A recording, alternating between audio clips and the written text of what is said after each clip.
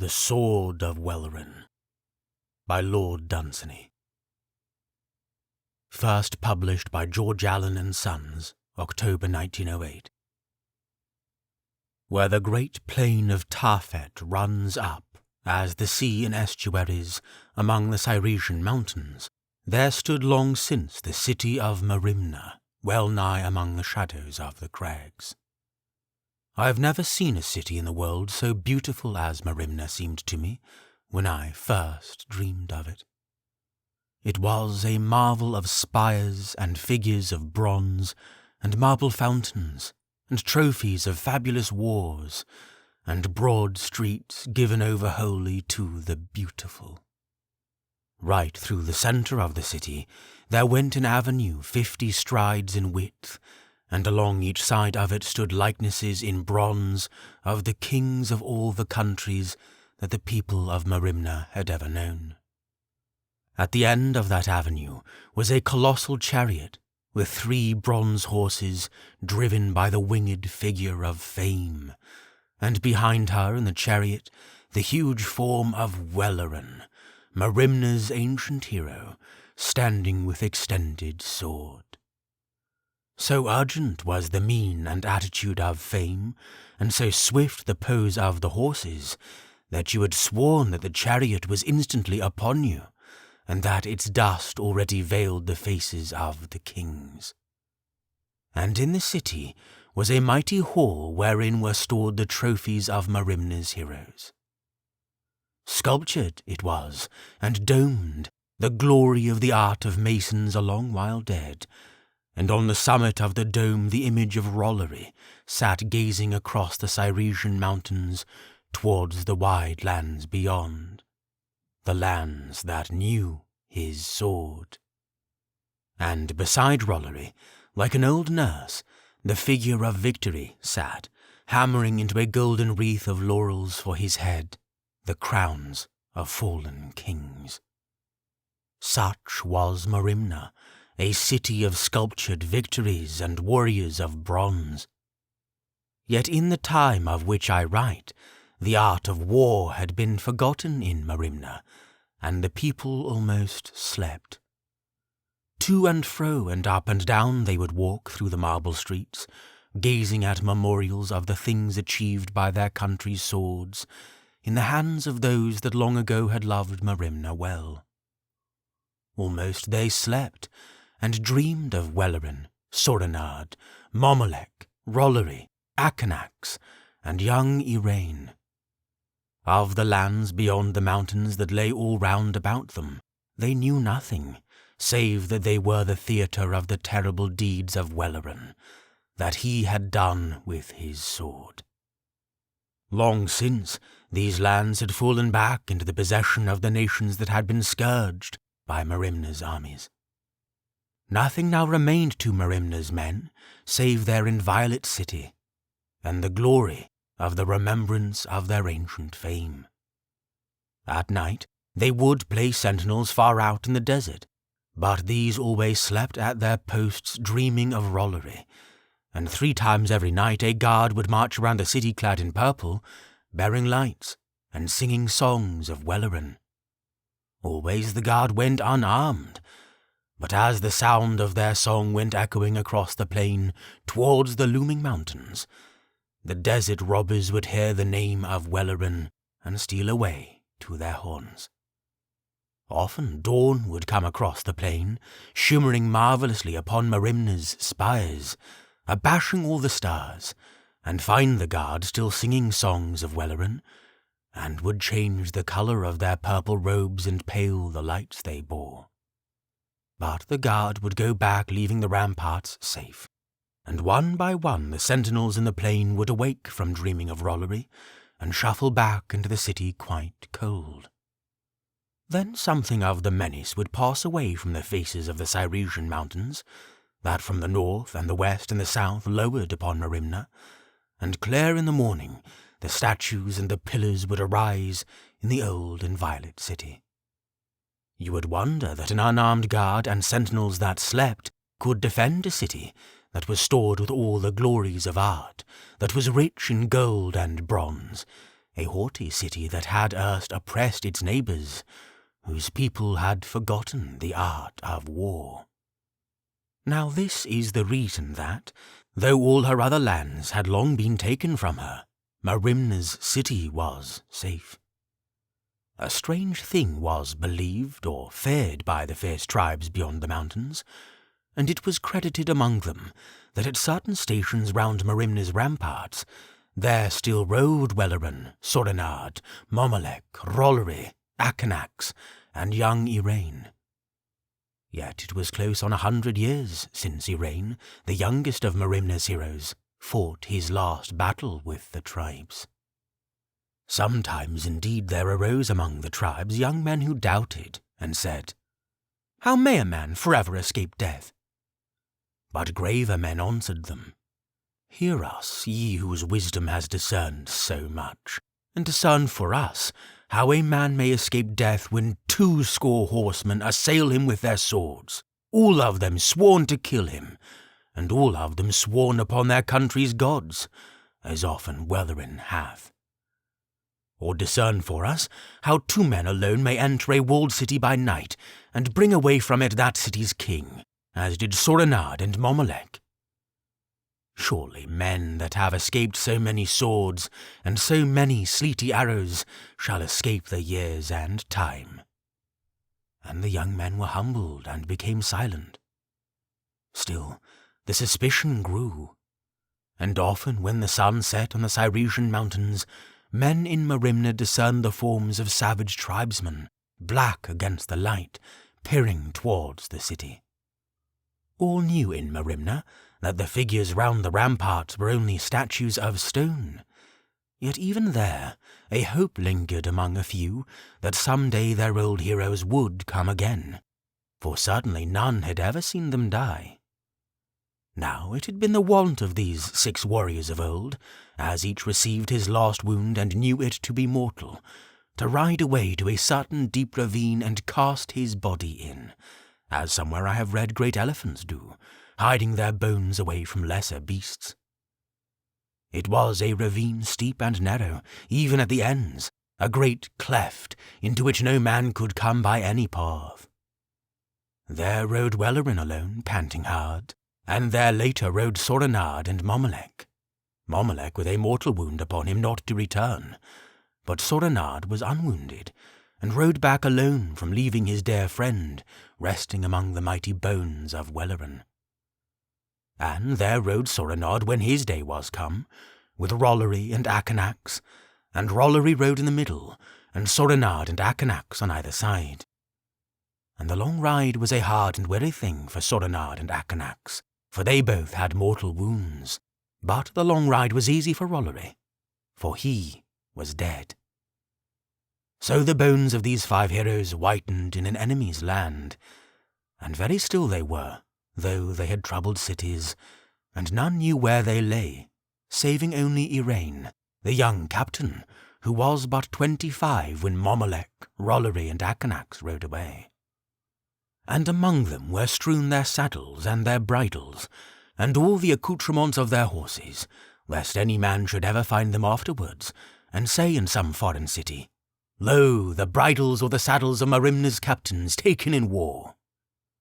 But their beloved, trusty horses, they turned free. 40 years afterwards, in the hour of a great victory, his last wound came upon Iraine, and the wound was terrible and would not close. And Iraine was the last of the captains, and rode away alone. It was a long way to the dark ravine, and Iraine feared that he would never come to the resting place of the old heroes, and he urged his horse on swiftly, and clung to the saddle with his hands. And often as he rode he fell asleep, and dreamed of earlier days, and of the times when he first rode forth to the great wars of Welleran, and of the faces of Welleran's comrades when they led charges in the battle. And ever as he awoke, a great longing arose in his soul, as it hovered on his body's brink, a longing to lie among the bones of the old heroes. At last, when he saw the dark ravine making a scar across the plain, the soul of Iraine slipped out through his great wound and spread its wings, and pain departed from the poor hacked body, and, still urging his horse forward, Igraine died. But the old true horse cantered on, till suddenly he saw before him the dark ravine, and put his 4 feet out on the very edge of it, and stopped.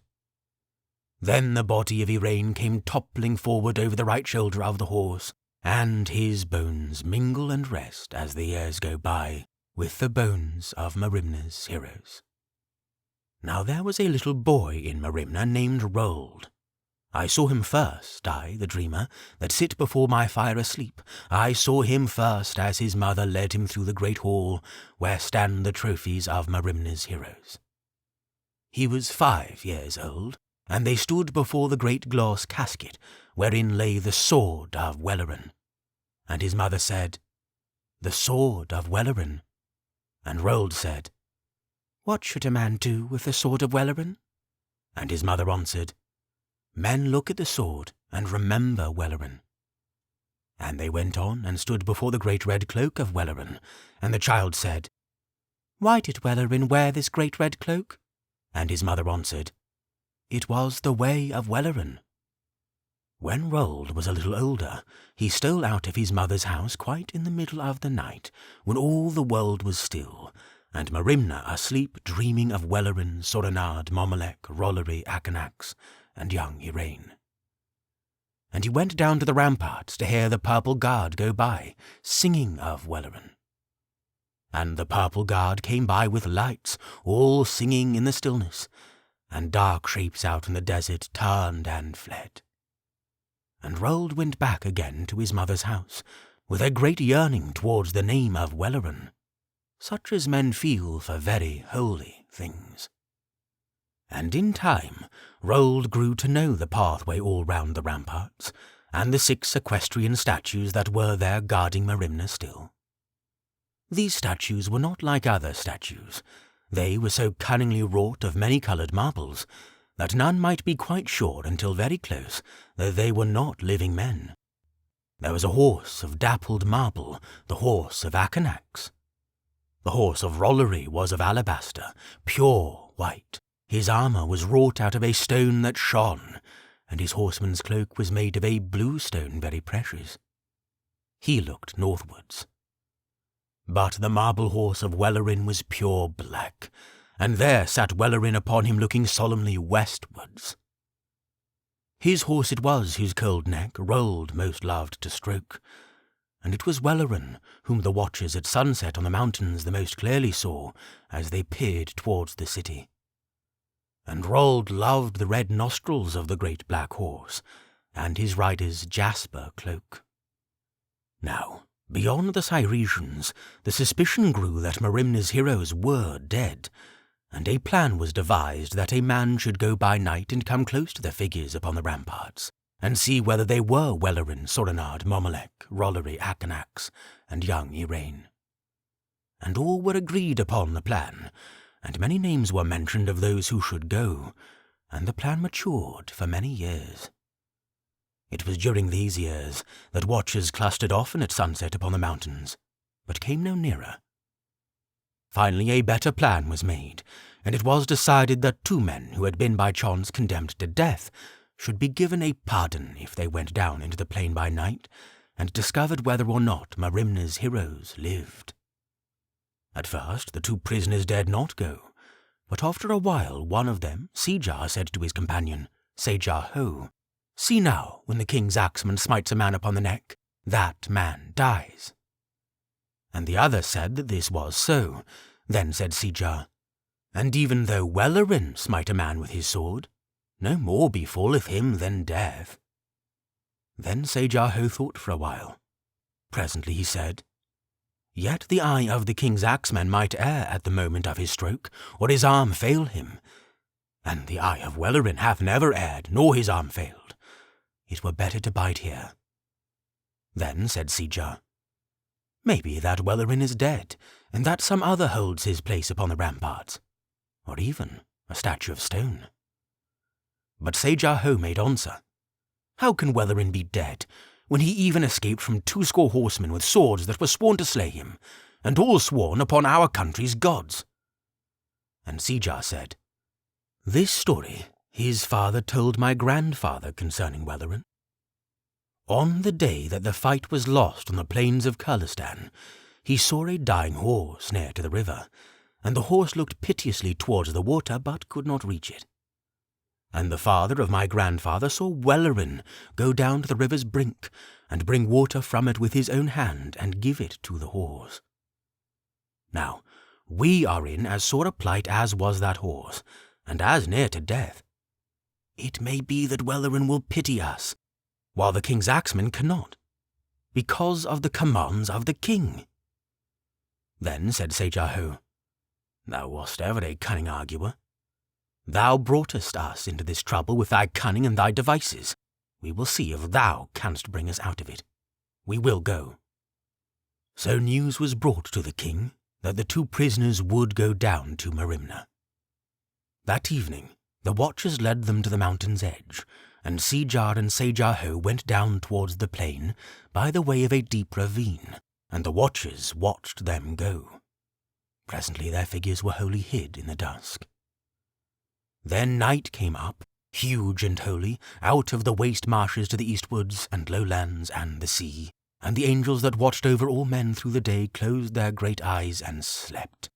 And the angels that watched over all men through the night awoke and ruffled their deep blue feathers and stood up and watched.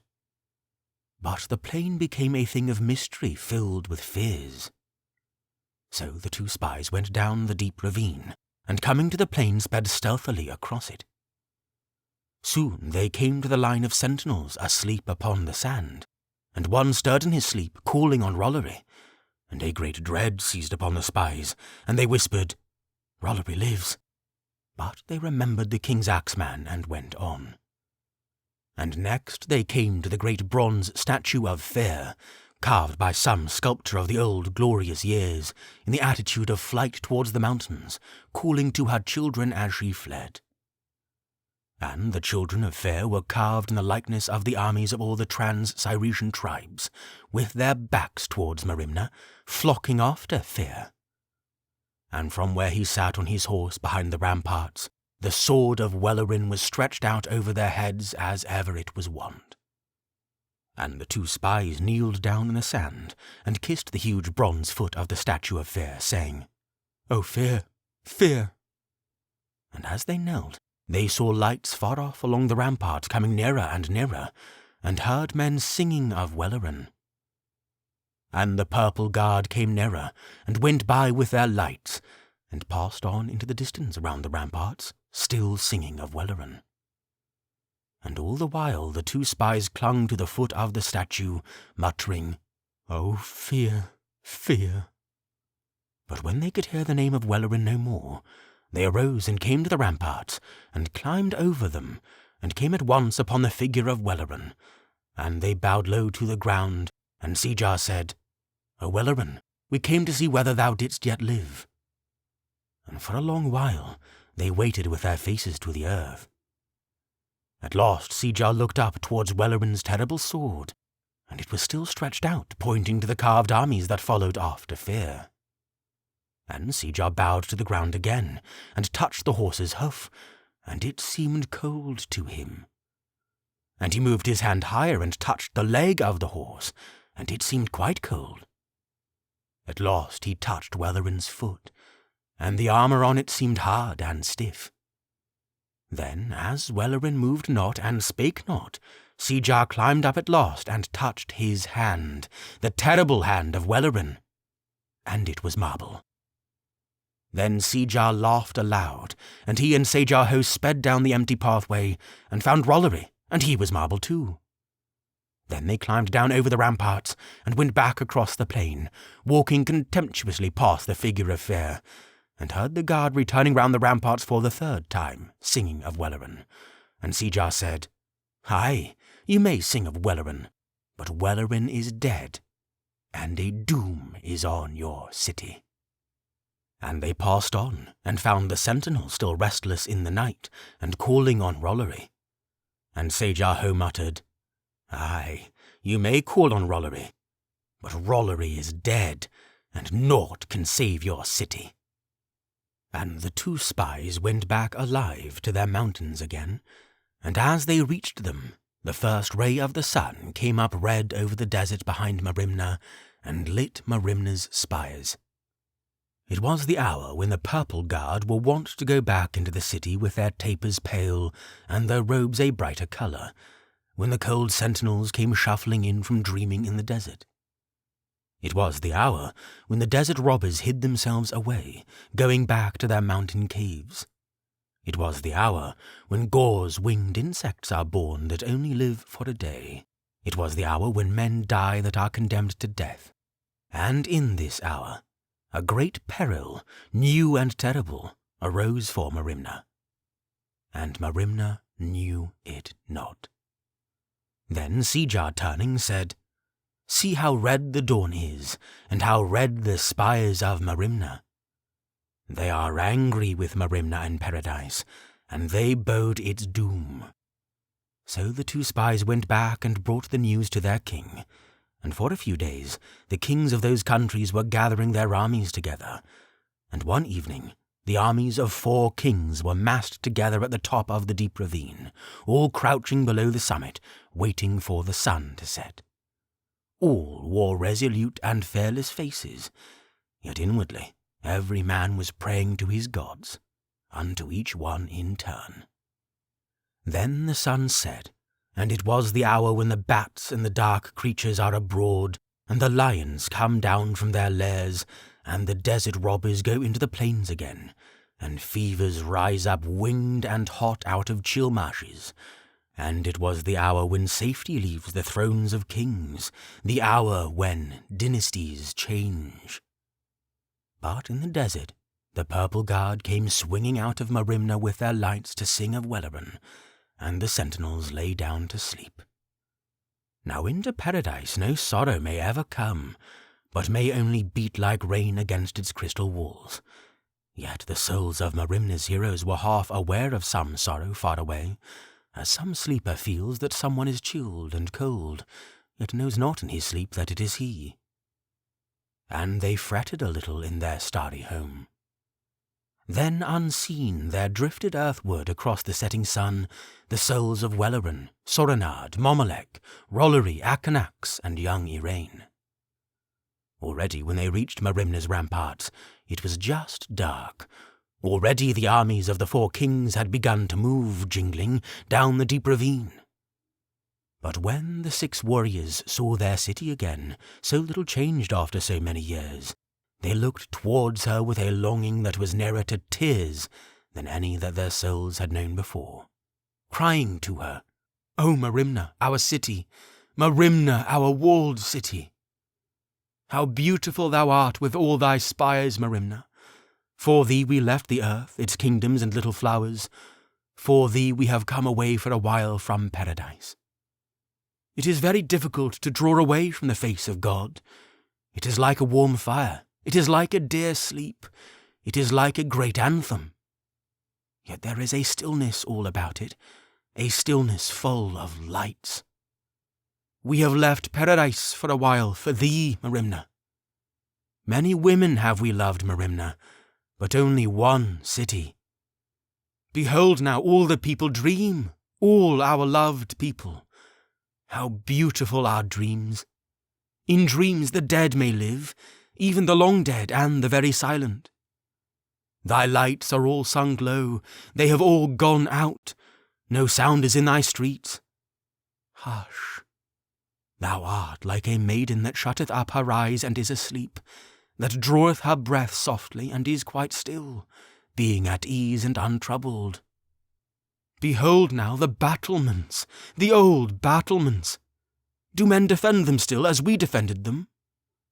They are worn a little, the battlements, and drifting nearer they peered anxiously. It is not by the hand of man that they are worn, our battlements. Only the years have done it, and indomitable time. Thy battlements are like the girdle of a maiden, a girdle that is round about her. See now the dew upon them, they are like a jewelled girdle. Thou art in great danger, Merimna, because thou art so beautiful. Must thou perish tonight because we no more defend thee? Because we cry out and none hear us, as the bruised lilies cry out and none have known their voices? Thus spake those strong-voiced battle-ordering captains, calling to their dear city. And their voices came no louder than the whispers of little bats that drift across the twilight in the evening. Then the purple guard came near, going round the ramparts for the first time in the night, and the old warriors called to them, "Merimna is in danger! Already her enemies gather in the darkness." But their voices were never heard, because they were only wandering ghosts. And the guard went by and passed unheeding away, still singing of Welleran. Then said Welleran to his comrades, "Our hands can hold swords no more. Our voices cannot be heard. We are stalwart men no longer. We are but dreams. Let us go among dreams. Go all of you, and thou too, young Iraine, and trouble the dreams of all the men that sleep, and urge them to take the old swords of their grandsires that hang upon the walls, and to gather at the mouth of the ravine, and I will find a leader and make him take my sword." Then they passed up over the ramparts and into their dear city. And the wind blew about this way and that as he went, the soul of Welleran, who had upon his day withstood the charges of tempestuous armies. And the souls of his comrades, and with them young Iraine, passed up into the city and troubled the dreams of every man who slept.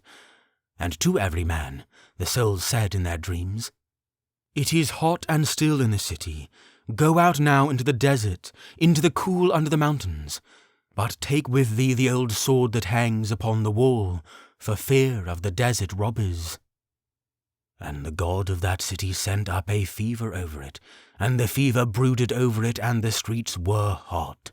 And all that slept awoke from dreaming that it would be cool and pleasant where the breezes came down the ravine out of the mountains. And they took the old swords that their grandsires had, according to their dreams, for fear of the desert robbers. And in and out of the dreams passed the souls of Welleran's comrades, and with them young Iraine, in great haste as the night wore on. And one by one they troubled the dreams of all Merimna's men, and caused them to arise and go out armed, all save the purple guard, who, heedless of danger, sang of Welleran still, for waking men cannot hear the souls of the dead. But Welleran drifted over the roofs of the city till he came to the form of Rold lying fast asleep. Now Rold was grown strong, and was 18 years of age, and he was fair of hair and tall like Welleran, and the soul of Welleran hovered above him, and went into his dreams as a butterfly flits through trellis work into a garden of flowers. And the soul of Welleran said to Rold in his dreams, "Thou wouldst go and see again the sword of Welleran, the great curved sword of Welleran. Thou wouldst go and look at it in the night, with the moonlight shining upon it." And the longing of Rold in his dreams to see the sword caused him to walk, still sleeping from his mother's house, to the hall wherein were the trophies of the heroes. And the soul of Welleran, urging the dreams of Rold, caused him to pause before the great red cloak, and there the soul said among the dreams, "Thou art cold in the night, fling now a cloak around thee." And Rold drew round about him the huge red cloak of Welleran. Then Rold's dreams took him to the sword, and the soul said to the dreams, "Thou hast a longing to hold the sword of Welleran. Take up the sword in thy hand." But Rold said, "What should a man do with the sword of Welleran?" And the soul of the old captain said to the dreams, "It is a good sword to hold. Take up the sword of Welleran." And Rold, still sleeping and speaking aloud, said, "It is not lawful. None may touch the sword." And Rold turned to go. Then a great and terrible cry arose in the soul of Welleran, all the more bitter for that he could not utter it, and it went round and round his soul, finding no utterance, like a cry evoked long since by some murderous deed, in some old haunted chamber that whispers through the ages, heard by none. And the soul of Welleran cried out to the dreams of Rold, "Thy knees are tied, thou art fallen in a marsh, thou canst not move." And the dreams of Rold said to him, "Thy knees are tied, thou art fallen in a marsh." And Rold stood still before the sword. Then the soul of the warrior wailed among Rold's dreams as Rold stood before the sword. "Welleran is crying for his sword, his wonderful curved sword. Poor Welleran that once fought for Merimna is crying for his sword in the night. Thou wouldst not keep Welleran without his beautiful sword when he is dead and cannot come for it, poor Welleran who fought for Merimna." And Rold broke the gloss casket with his hand and took the sword, the great curved sword of Welleran. And the soul of the warrior said among Rold's dreams, "Welleran is waiting in the deep ravine that runs into the mountains, crying for his sword." And Rold went down through the city and climbed over the ramparts and walked with his eyes wide open, but still sleeping over the desert to the mountains. Already a great multitude of Merimna's citizens were gathered in the desert before the deep ravine, with old swords in their hands, and Rold passed through them as he slept, holding the sword of Welleran. And the people cried in amaze to one another as he passed, "Rold hath the sword of Welleran." And Rold came to the mouth of the ravine, and there the voices of the people woke him. And Rold knew nothing that he had done in his sleep, and looked in amazement at the sword in his hand, and said, "What art thou, thou beautiful thing? Lights shimmer in thee, thou art restless. It is the sword of Welleran, the curved sword of Welleran." And Rold kissed the hilt of it, and it was salt upon his lips with the battle sweat of Welleran. And Rold said, "What should a man do with the sword of Welleran?" And all the people wondered at Rold as he sat there with the sword in his hand, muttering, "What should a man do with the sword of Welleran?"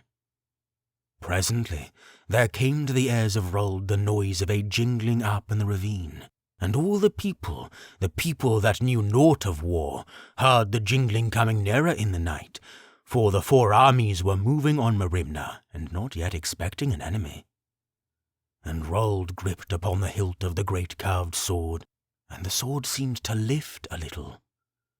And a new thought came into the hearts of Merimna's people as they gripped their grandsires' swords.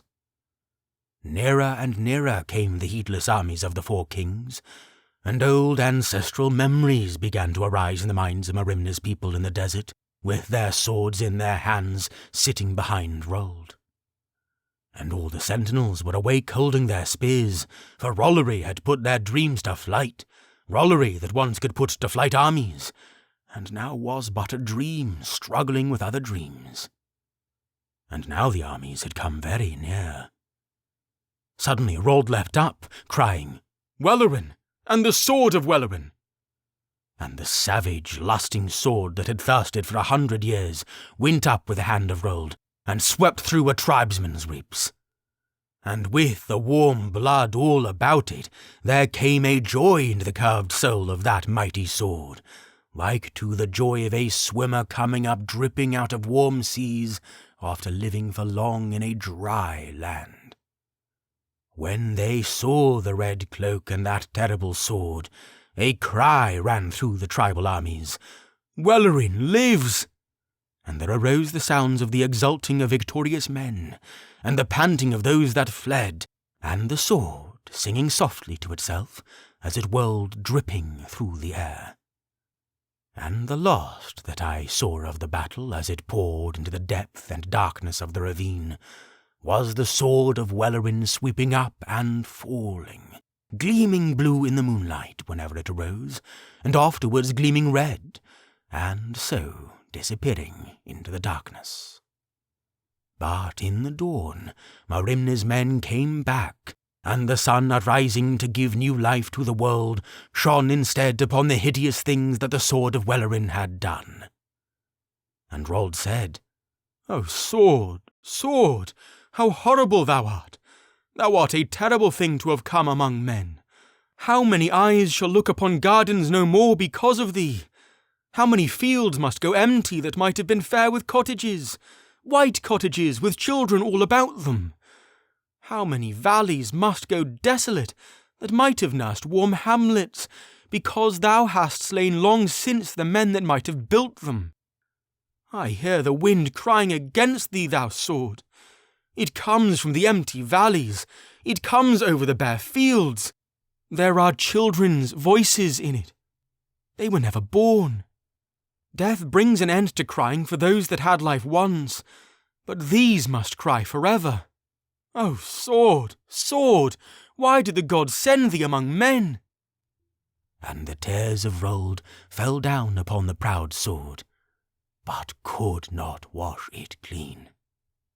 And now that the ardour of battle had passed away, the spirits of Merimna's people began to gloom a little, like their leaders, with their fatigue and with the cold of the morning. And they looked at the sword of Welleran in Rold's hand and said, Not any more. Not any more forever will Welleran now return, for his hand is in the hand of another. Now we know indeed that he is dead. O Welleran, thou wast our sun and moon and all our stars. Now is the sun fallen down, and the moon broken, and all the stars are scattered as the diamonds of a necklace that is snapped off one who is slain by violence.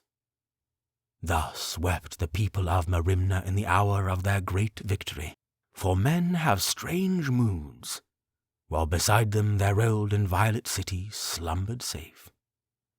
But back from the ramparts, and beyond the mountains and over the lands that they had conquered of old, beyond the world and back again to paradise, went the souls of Welleran, Soranard, Momalek, Rollery, Akanax, and young Iraine.